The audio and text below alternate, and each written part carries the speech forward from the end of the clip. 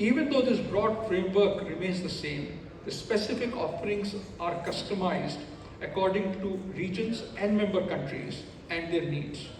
This is what we refer to multi-donor trust fund. The blended finance facility, or the ISA's solar finance facility, is under development, and under the guidance of the Hon'ble President, the facility has been structured to provide two types of risk mitigation instruments: a payment guarantee mechanism and an insurance facility. We will provide more details to you later in the day when we look forward to your comments on this proposal that we will put forward to you. We also put forward to you the Solar Grant Challenge approved by you at the Second Assembly. This proposal looks forward to launch the SolarX Grant Challenge for the Africa region, followed by its implementation in other regions of the ISA. My colleague from the Secretariat will be presenting updates on the Solar Grant Challenge later today, along with the partnering organizations, the plan of action, etc. We look forward to your comments and to your approval of this program. On the Green Grids initiative, the One Sun, One World, One Grid initiative, I'm happy to report that the technical study being carried out by consultants from EDF, AETS, and TERI is progressing well. The consultants have submitted their reports for the first phase of this study for review by the steering committee. As the next step, the consultants are finalizing the parameters for running their simulations, which would yield actionable outcomes for the initiative. On the human resources front, the ISA has recruited and onboarded a number of international professionals, national officers, and general services staff. They have been able to add tremendously to the capacity of the Secretariat, and you would see their enthusiasm for the ISA and the work done by the ISA as they present updates on some of the agenda items later today. We are also very glad that the gender balance in the Secretariat has changed, and now fully 43% of the recruited staff are women. My colleague would be presenting a detailed update on the staffing levels of ISA and will be proposing certain changes which would allow the ISA to scale both upwards while also expanding laterally to cover a larger geographical footprint. Given the paucity of time, I've only been able to briefly touch on some of the key initiatives. While some of my colleagues will be giving much more detailed updates later today, I invite the Honourable Ministers, the national focal points, the staff from various diplomatic missions in India to please continue to be in touch with us at the Secretariat and guide us to fine-tune the interventions of the International Solar Alliance. I thank you for your attention. Now I invite the Assembly to adopt the annual report of the International Solar Alliance for the year 2022 as contained in the working document ISA-A.05/WD.06.REV02. So adopted. Ralph, you want to say something? For this very comprehensive and informative annual report. We are very proud of such an increase in ISA's membership, which is now open to all UN members. France would like to make two suggestions for the next annual report. One is that it might be, in our opinion, interesting to better highlight the next steps for each ISA program and initiative, and for the strengthening of the ISA knowledge infrastructure, such as the website and the database. And two, we think it might be interesting to enable online feedback from the member countries on important deliverables. Thank you very much. Thank you, Frank. Luan. Thank you, Mr. President, for the opportunity. I just wanted to take a moment to congratulate the Secretariat on the achievements that were indeed documented in this report, and also make a reaction on the report that was shared on ease of doing solar 2021, where indeed they covered 98 countries and indicate categories where we each find ourselves. However, I think it would be amiss to not take note of the fact that of the 4 categories that we have, lots of countries in Africa and Latin America are found in the lower categories of really doing the ease of doing solar. And I think going forward, if the DG and the Secretariat can indicate how we prioritize our interventions, especially given the fact that of the indicators being evaluated here, the 7 indicators, we find that most of these countries have lagged so far behind. And for us to really be able to achieve what we set ourselves to do, we need to pay attention to that. Thank you. The Secretariat to also lay down a roadmap for improving the use of solar. We shall work at it and make sure that this roadmap is laid out so that the use of solar, doing business, ease of doing business in solar improves across countries, especially countries. President, so Japan has acknowledged that 3 priority areas of analytics and advocacy, capacity building, and programmatic support for energy access, energy security, and energy transition identified as challenges in the 5-year strategic plan approved at the 4th General Assembly. Particularly, in the analysis and advocacy, if ISA could share us the specific data on your plans to improve energy access. Thank you very much. As far as increasing energy access is concerned, there are three aspects, basically 4 aspects, let's say. One, of course, is enabling investments to set up generation. But what we'll do is we'll share the roadmap with the country. We'll write out the roadmap to share with you. One is enabling investments in generation, enabling investments in transmission, enabling investments in distribution.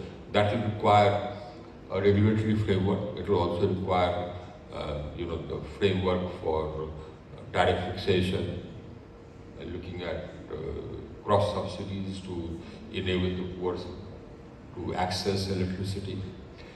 So there's a whole system which has access enabled. We'll have a roadmap. We'll share that with you.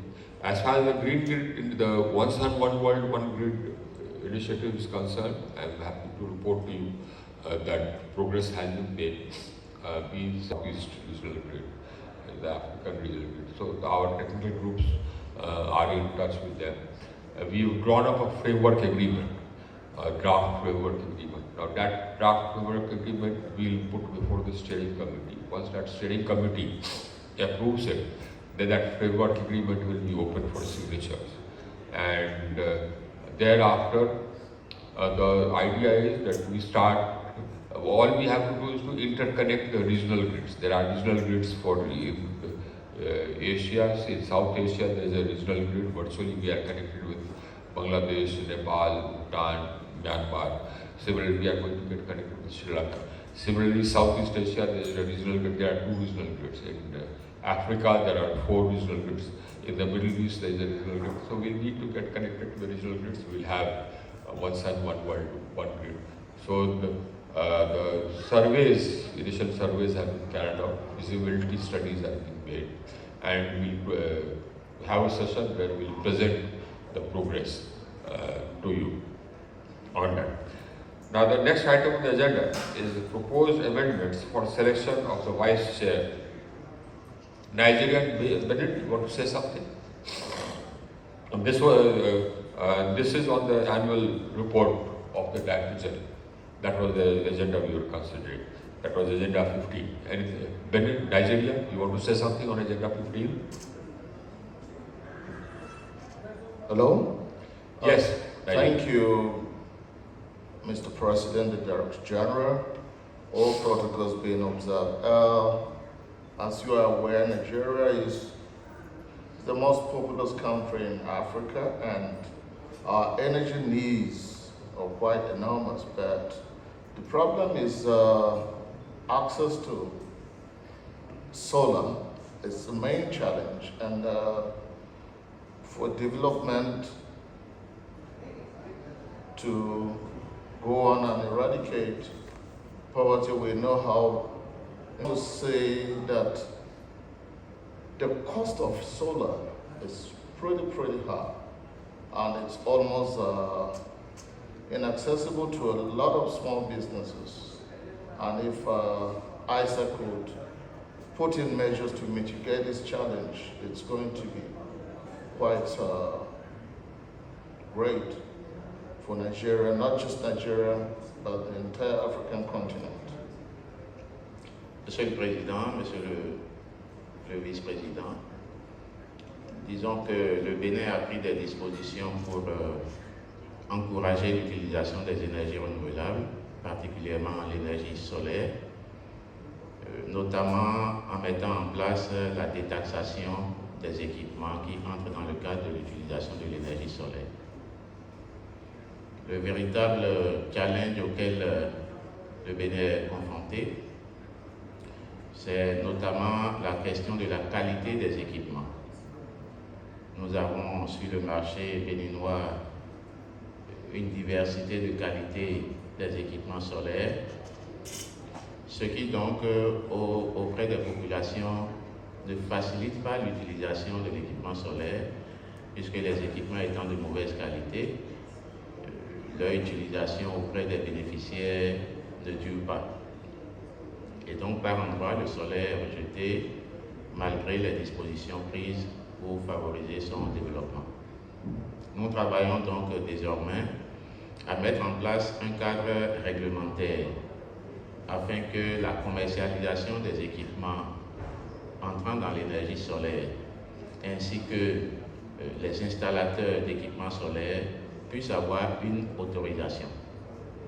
Donc, sous peu, pour commercialiser les équipements solaires au Bénin ou les installer, ceux qui souhaitent y travailler doivent avoir une autorisation et doivent être également certifiés de façon régulière. Nous sommes en train de travailler sur une certification par périodicité de 2 ans, ce qui veut dire que si vous avez un certificat pour vendre les équipements d'énergie solaire, vous devez renouveler ce certificat tous les 2 ans.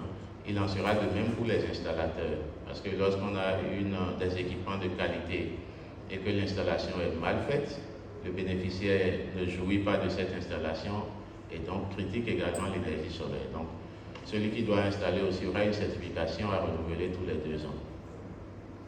L'autre préoccupation sur laquelle l'ISA pourra travailler, c'est la gestion des déchets des équipements en fin de vie. Cette préoccupation pour l'instant n'est pas encore suffisamment abordée. Que faisons-nous de ces déchets qui, au regard des tests au Bénin, sont des déchets dangereux lorsque ces équipements viennent en fin de vie ou connaissent des dégradations au cours de leur parcours? Comment est-ce que nous les traitons? Nous souhaiterions donc que l'ISA puisse mettre en place un groupe de travail qui pourra accompagner les pays sur cet aspect également. Je vous remercie. Regional committees are elected. We propose that we move to a system where all these office bearers are chosen according to their seniority, and that way we'll have a 4-year regular path to move ahead. Sir, if it is needed, my colleague Oni, who is the legal advisor, can present this in greater detail. Now I'll tell you in brief. In brief, the proposal is this, that right now we have vice presidents who chair their respective regional committees. Now those vice presidents are appointed based on seniority, in the region, and that seniority emanates from the date of ratification of their membership. So that provides the seniority, and according to that, the vice presidents are appointed in turn, so that there is a full cycle. Now, as far as the deputy chairs of the regional committees are concerned, they are supposed to be elected. Now, instead of that, it is proposed that the deputy chairs also be selected through seniority, seniority dating from the date of signature and ratification of the membership, so that you have one system. So the deputy chair of the regional committee will thereafter become the next vice president and therefore the chair of the regional committee. That is the amendment proposed. So I believe that this amendment is logical, rational. Any comments? If you want any further presentation, that can be made. Any clarifications, anybody? No? Agreed? Agreed? Show it up. That is. The next item is the amendments to the rules of procedure. Sir, this would allow supplementary agenda items to be placed on the assembly up to 22 days before the session of the assembly. The reason is that the agenda itself is circulated 30 days prior to the assembly, and therefore to put the supplementary... What you can do, you can go item by item. Sir. Take up each item, present it, Okay. and then we'll ask the assembly for their Sir, concurrence. if it is okay, can I ask my colleague Sunaina Bhatnagar to make the Do presentation? that. So we go item by item and then adopt it item by item. They have a number of amendments proposed, which are there. They are there in this huge volume which has been circulated. We'll take it one by one and vote on it one by one. So the document is at page 503 of this volume. 503. Yeah. Please present it, Sunaina. Co-president, vice presidents, member countries, signatory countries, and prospective member countries. After the amendment to the framework agreement, which opened the membership to all UN member states, we recognized that it was important to also align the rules of procedure with the amended framework agreement. So the exercise was undertaken by the Secretariat. While undertaking the exercise, we also realized that certain amendments may also be required based on our experience of conducting the assembly for the 4 times that we had, and accordingly the amendments have been proposed. That the nature of amendment, like we have major and minor amendments, that's how we've categorized it. Could we move to the next slide, please? Yeah. Next slide, please. The International Solar Alliance brackets hereafter referred to the ISA. That is being deleted because it is redundant. It has already been provided in the definitions. So therefore, the idea is to cut out this redundant line. International Solar Alliance hereafter referred to the ISA. That is redundant, so that may be deleted. Agreed? Yeah. Next, supplementary item. Additional supplementary items may be proposed. Agreed. Right now what happens is that the agenda is circulated 30 days in advance, the agenda of the assembly. Now there may be some member countries who may want to propose an additional item, if any. So that means you have to do it by 22 days before the meeting. So you get 8 days, a window of 8 days to propose any additional item apart from the proposed agenda. So this, I think, enables you to propose additional items. We may agree to this? Done. Next. And you said that every country, every UN member state can also become a member. So this concept has become redundant of a partner country. Everybody is a potential member.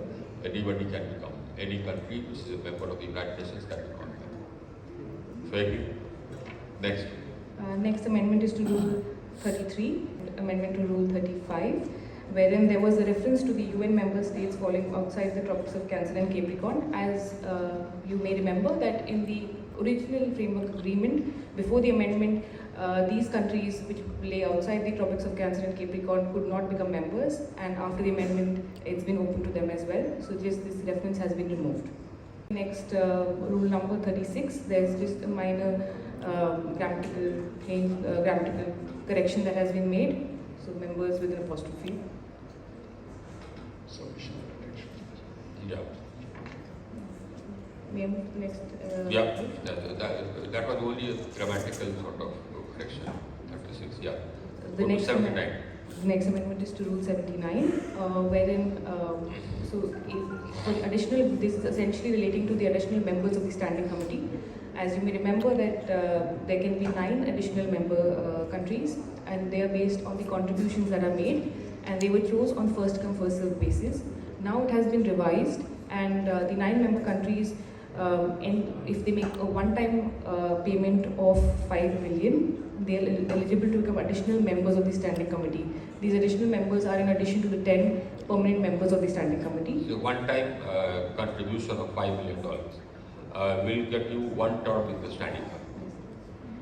And also, in case there are more than 9 members contributing, then it will be the 9 members will be chosen by the draw of lots. Thank you, Mr. President. We would like to recall that ISA was founded on the principle of voluntary contribution. So we think it would be preferable to delete references to terms depending on financial contributions, which we think better developing and least developed countries from actively participating in ISA's governance. Thank you. Has earned a place in the Standing Committee. So the contribution remains voluntary. Yeah. Apart from that, there are other members of the Standing Committee, that means the vice presidents who are, of the different regions, they are members of the Standing Committee. This is in addition. Anybody else? By the resolution for ratification, you say that this will have to be ratified by the Assembly post facto. So the approval will be given. Approval for getting into agreements will be given by the Standing Committee, but the ratification will be by the Assembly. That is the change. Okay. Moving on to the next amendment, that is to Rule 1, Annexure 3. This is essentially to bring clarity. The language has been reworded, but the essence of the rule remains the same. It basically clarifies the composition, chair selected by the regional committee, and all members from the region. So essentially, the rule remains the same. It's just been reworded. Was that the 2 vice presidents of the Standing Committee selected from the region will function as chair of the respective regional committee for 1 year duration each, in order of submission of the instrument of ratification. That was the earlier one. And all members of the region will be represented on the respective regional committees. Now you are saying that the regional committee will comprise of the following: the 2 vice presidents of the Standing Committee selected from the region according to seniority, seniority from the date of ratification.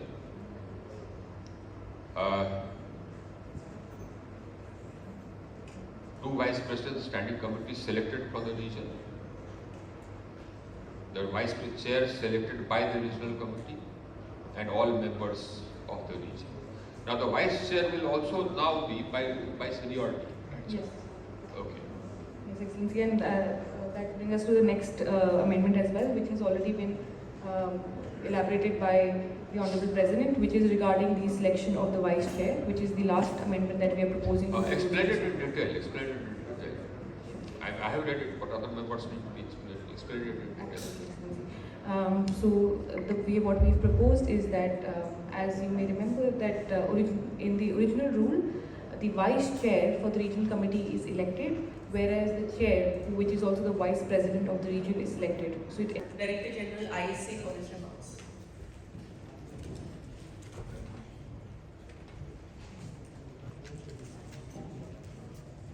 A very good afternoon to all of you.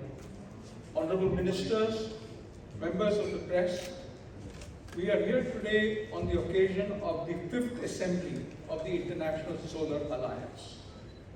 This alliance has today 110 countries who have signed the framework agreement. They all meet once a year at this meeting, which is the main governance meeting of the International Solar Alliance.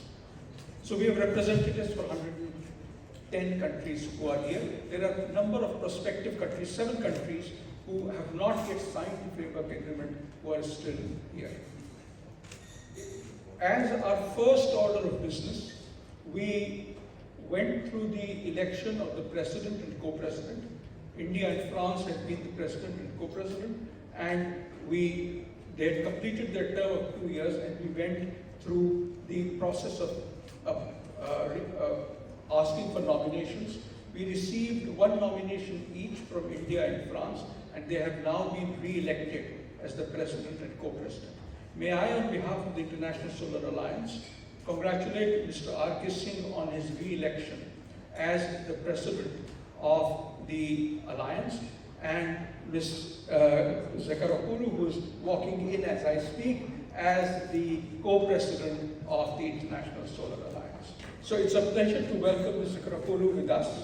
We have the president and the co-president of the alliance with us, and can I now request them to say a few words? Can I first request Mr. R.K. Singh, the president of the alliance, to share his thoughts with us on this assembly. Sir. Thank you. The International Solar Alliance had its first General Assembly in 2018. It's just about a year, voted in the 5th Assembly. And in this short duration, this organization has really grown. We now have 110 signatory countries, 110. And 90 of those signatory countries have ratified framework agreement. 20 have signed, they are to ratify. Between the last assembly and this, 15 member countries, 15 countries signed the framework agreement. So we are going that way. We are going faster than, welcome, please. We are going faster than any other organization in the history world. And in this short space, in this short time, the International Solar Alliance has started rolling out projects. Today we saw on video projects which have been rolled out with the assistance of the International Solar Alliance in 3 countries. Those projects have been completed. We saw them. We were very happy.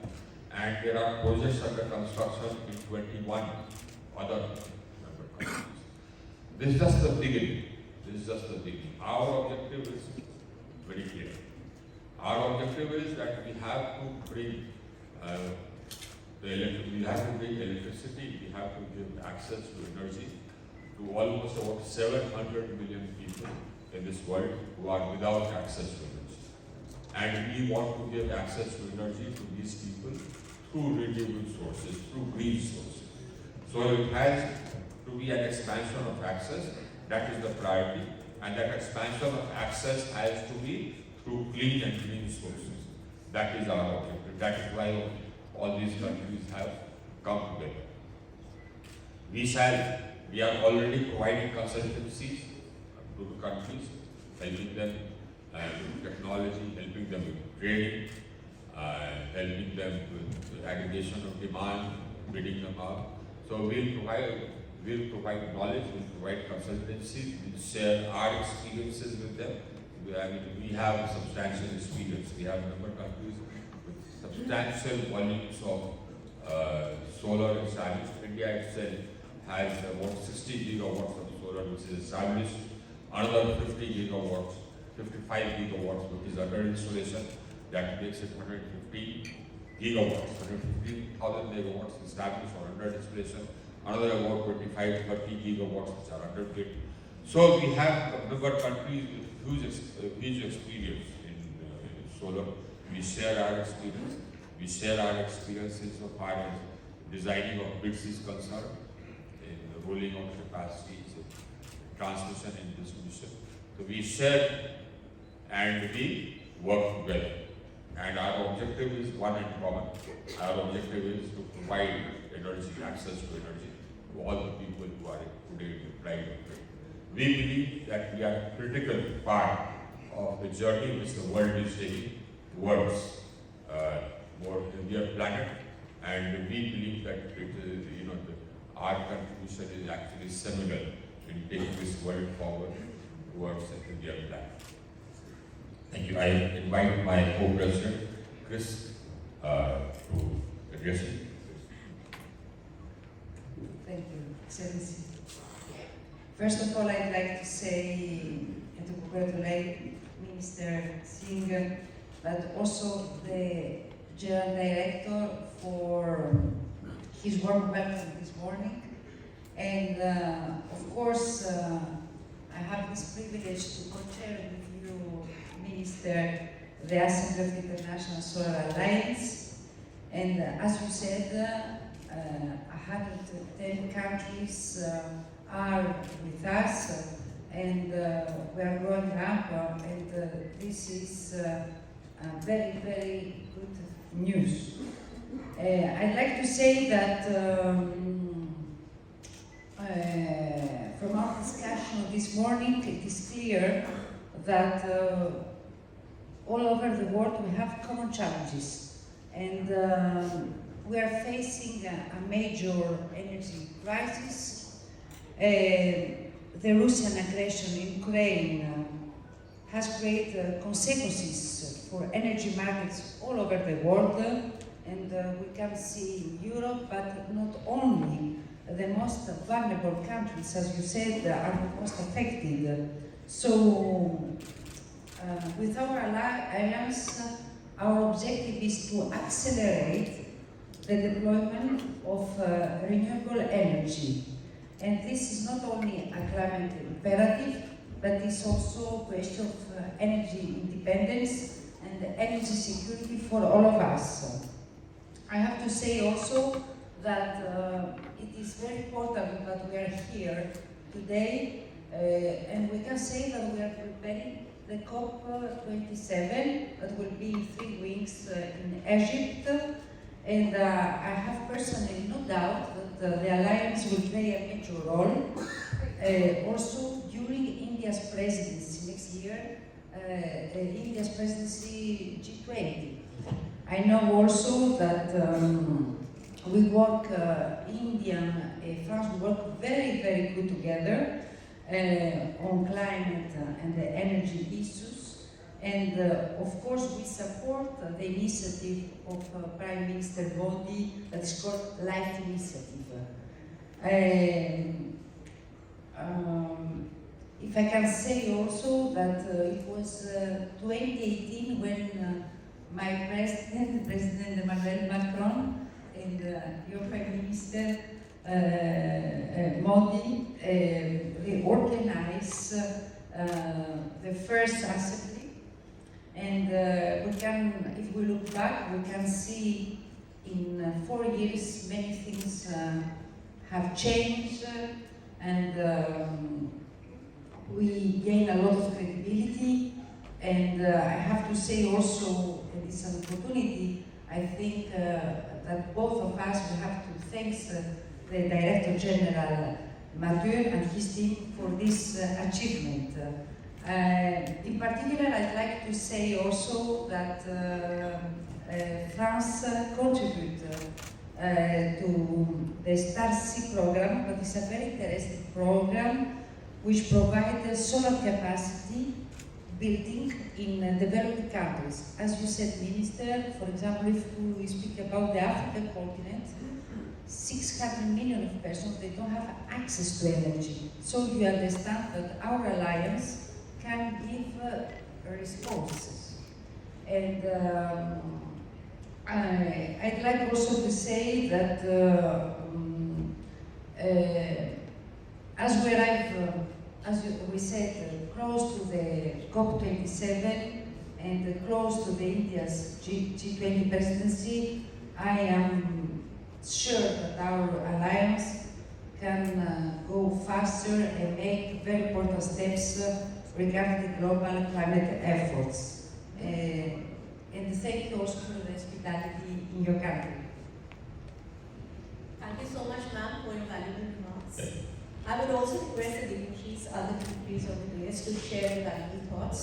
I first request the Minister from Fiji to share his thoughts, please.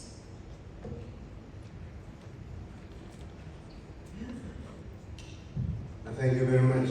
Good afternoon, ladies and gentlemen. It's an honor and a pleasure for me to be part of this panel, to be part of this press conference. And first of all, I'd like to congratulate our President and our Co-President for the reappointment in the leadership of this alliance, which is having a profound impact right across the world. And being here today has been great to see the tremendous change that has been seen over the past few years.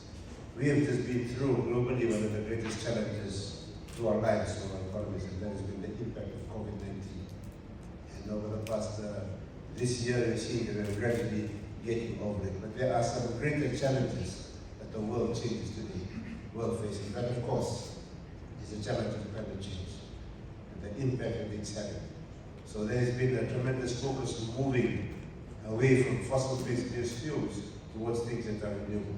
And this is something that, especially the small island nations, I come from Fiji, a country of less than 900,000 people in the middle of the Pacific Ocean, where climate change is something that is destroying our islands today. There's also that impact of climate change, and also at the same time as we are able to move towards from fossil-based energy to renewable energy, solar energy in particular, this is something that has an impact on life and death in small island nations. We are very glad. We're very glad, and I thank the leadership of France, India, and France in moving us on this venture. Having been here in 2019, to see today the significant growth, the impact that this alliance is having, the impact that it's having on countries all over the world, and here just to give thanks that this is taking place. And we look forward to congratulate the Director General and his team for the work that's been happening so far. Great to read today of the plans moving forward. And for the small island nations all over the world, we're very glad that this is taking place. So once again, it's a great pleasure to be here with this. Thank you. Thank you so much, sir. I now request the Minister of Rwanda for remarks. Thank you. Thank you for the opportunity. Thank you for the opportunity. I also wanted to say that I'm very happy to be here today. Thank you, President, for the opportunity, and congratulations to you and the Co-President on your re-election to lead us on this very important and noble cause to really ensure that we can all beat energy poverty, but also begin to talk about energy security, as well as really making sure that we have energy transitions that are just and equitable. Today, we participated in the opening of the Assembly, as well as the ongoing discussions. And our plea, especially coming from Rwanda, where we've come from scratch to build what we have today, and are still on a very successful journey to develop our country. Our plea is that we move from really talk to action. And these are real issues. As the Co-President said, we have a lot of people who still do not have access to electricity. But we know that together, really with more action, also with the support from the ISA, we can beat this energy poverty. And our being here today is obviously to show commitment to the cause that we're all after, but also to say that we should definitely look at the indicators that we have and help those who need it the most, as I said earlier at the Assembly. So very happy to be here, and we look forward to more discussions going forward. Thank you, ma'am, for your valuable remarks. And now I request the Minister of Haiti for his remarks, please. The protocol has been established. Thank you very much, President, Director General. It's an honor to be here at the Fifth Assembly. My country, Haiti, is going through a lot right now as I'm speaking to you. We are talking about the most vulnerable, a country of 12 million people. We have been beneficiated from the ISO, International Solar Alliance, street lights. The kids spent more time studying thanks to this project. And I would like to say that this is not a project, this is a program, due to the fact that this program has to have maintenance. Maintenance of not only the batteries, but also the solar panels to make sure they are cleaned up. So it's a program that is continuing. We would like to extend our gratitude to the board of the International Solar Alliance to think about Haiti. It could be very, very important for the future, because Haiti right now needs energy, especially with the fuel crisis that's going on. The country has been on lockdown for the past 5 weeks. People cannot go left, right. Kids have not gone to school since the beginning of the year. It is extremely difficult. I would like to stay for the guys to explain the trouble that my country is going through. But I know that with light, with peace. Thank you. In your African Regional Committee meetings, where regional issues were also discussed, and the reports of the regional committees were presented before the Assembly today and adopted. Now, those regional committees came up with a number of suggestions about what needs to be done. So all those suggestions have been noted, and the Secretariat will be taking action on those suggestions. Some of the suggestions were very useful. For example, we had suggestions from small island states about venturing out into floating solar on saline water, on sea water. So we have floating solar, but that's from fresh water. Having floating solar on the seas is another challenge. But that is a challenge again which we shall take up, because this will mean more access to all the island states. So we have had many good suggestions. Yes, we can begin with the question. Kindly get your name and organization. Sir, I wish to know what are some of the specific issues this body will be taking up at COP27, and also what kind of outcomes you're hoping to achieve there. Because all the developed countries made pledges in the previous COPs to contribute to energy transition. There are countries which are huge numbers of people without access to energy. You can't have energy transition before you have energy access. Energy access is more important. It is absolutely of prime importance. And in order to make sure that that access is clean and green, those countries will need assistance. Now, the only assistance which is required for those countries is not actually capital investment. But the capital investment will come. What will be necessary will be to put in place mechanisms for insurance of investment, mechanisms for payment security. That is what will be necessary. So the International Solar Alliance is floating two funds. One fund is for making payment security, putting in place mechanisms for payment security. Because if you have payment security in place, then private sector investments will come. The other requirement is having a fund for insurance. If you have project insurance in place, then investments will come automatically. As far as knowledge is concerned, consultancy is concerned, expertise is concerned, the International Solar Alliance is already providing it. The International Solar Alliance has been strengthened. It will be strengthened more with more and more experts, so that they can give consultancy and expertise to the countries which need it. We are also running training programs for solar, wind, etc. Now those training programs will be scaled up. So basically, what we will be doing, what ISA will be doing, we will be telling the world that look, if you want energy transition, first the access problem has to be solved, and that access problem has to be solved using green energy, and for that funds are required, especially for the developing countries in Africa. And we expect those funds to come. If they don't, if the funds don't come, then you can't expect energy access or energy transition. That's our question.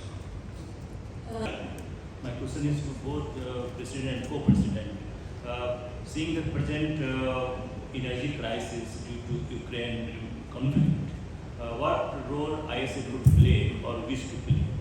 To the fact that energy transition is absolutely essential, and it is done the faster it is done, the better it is. Because as far as fossil fuels are concerned, they have limitations, they are bad for the environment, they are causing global warming, and this crisis which the world is facing, especially the developed world is facing, is actually a crisis of availability of fossil fuel. Gas, petroleum products prices going high, gas prices going high. It's a fossil fuel crisis. And we believe that our message is that if you go green, that's the way to beat this crisis and to make sure that future crisis does not happen. Please, you want to say something? Yes. I'd like to say that because of the war, we can see the energy crisis, and I think it's the cause of the disruption of global energy, as I said, markets. Now, the second lesson, that is the moment that we have to accelerate the transition. As the Minister said, of course, we are working for accelerate the deployment of renewable energy, but not only that, the nuclear energy, decarbonized hydrogen, and for example, together we work also on nuclear. That means that is the moment when we have to increase, all of us, our energy independency, and we have to reduce the fossil fuels. This is what is happening all around the world. It is exactly that the discussion that they are going on. And I profit also to say that India is a major player in all this climate situation, because we speak for a very big country that last year we negotiated together, India and France. We had a very positive result, and this is what we are going to do. That means there is this wake up all around the world that it's a question of justice, because all the world has to have access and has to have access to a clean energy. We are also going to have an agreement. We have agreements with France on renewable energy. We are also going to have an agreement with France on green hydrogen. So our partnership with France spans across all technologies, and we believe that green hydrogen has a great role to play in future energy transition. Yes. That you mentioned for payment security. What is the finance flow like as of today? Are we getting funds for these projects? What is the status? We are just in the process of setting up this sector. There is the proposal for the assembly. Of course, we have consultants we are working on. The other is that we set up a technical group with the Ministry of Power and that technical group has experts on transmission. Now that technical group has been working. They have worked out feasibility of interconnections with the different regions, and they have initiated this dialogue with the different regions. Now each of these regions have regional grids. So the idea is to connect these regional grids. There is a regional grid in Southeast Asia. There are two regional grids in Southeast Asia. And in South Asia, we have virtually a regional grid. We have grid connectivity with Bangladesh, Bhutan, Nepal, and to a limited extent Myanmar, which we are expanding. We are in discussion with Sri Lanka on grid connectivity. So we have a virtual regional grid for South Asia. There's a regional grid for Middle East. There are two regional grids in the Middle East, and there are 4 regional grids in Africa. So the idea is to connect these regional grids. That feasibility is being worked out. We've drawn up a draft framework agreement, which will be open for signature after the steering committee approves it. So the work on the one sun, one world, one grid is present. Next. Next question, please. There's a question for the co-president of the ISA. I mean, one of the challenges is the question of finance. So I'd like to understand who other countries like, France, what are you doing towards ensuring that developing countries get, more money? As far as COP negotiations have been concerned, hundreds of billions of dollars have been promised. So towards the goals of clean energy, especially solar installations across the world, what is France doing towards improving fund flow towards developing countries? Thank you for your question. I'd like to tell you that first of all, my country and President Macron is strongly has strong commitment on this issue at the national level, but not only. We dedicate 6 billion of euro for the green, with 1/3 1/3 it is dedicated on adaptation. That means that we respect what we promised, and we push all our partners to do the same. And I think that the role of France is exactly that, that at the European level, but also I was in Washington last week for the assembly of IMF and World Bank, and all of us, we had the discussion how we can finance this green transition. And maybe we have to see if we have to change also the rules, if we have to make a call for the private sector. That means that not only the public money, we cannot achieve the goals, but we call also the private sector to come, philanthropists. That means it's a fight that we have to give all of us.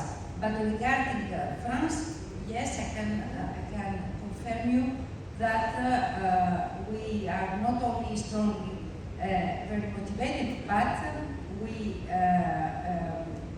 dedicate a lot of our finances.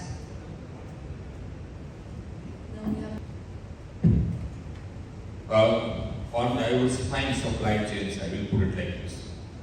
So as far as diversifying supply chains is concerned, I really believe that it's absolutely essential. Now we have taken steps towards this.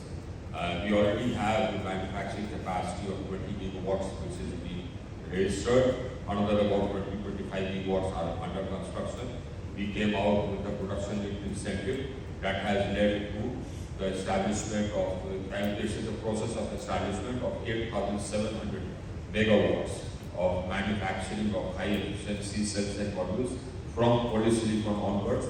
In another 4 to 5 days time, we are coming out with a bid for 19,500 crores for which is resulting in manufacturing capacity of 40 gigawatts, 40,000 megawatts from polysilicon to modules of the higher efficiency level.